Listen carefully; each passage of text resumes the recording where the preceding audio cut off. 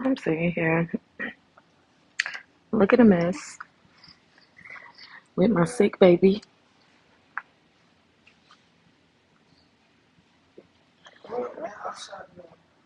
You did your room? Do your room first. Um,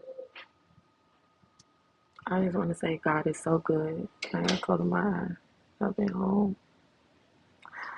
I just want to say God's so good, and I'm so thankful because I don't know where I'd be without God. And yes, Jesus Christ is my Lord and Savior. I done got put through so much and went through so much that I'm just so thankful that at the end of the day, He continuously to give me His mercy and His grace. I literally has just been sitting here just thinking like, thank you, thank you.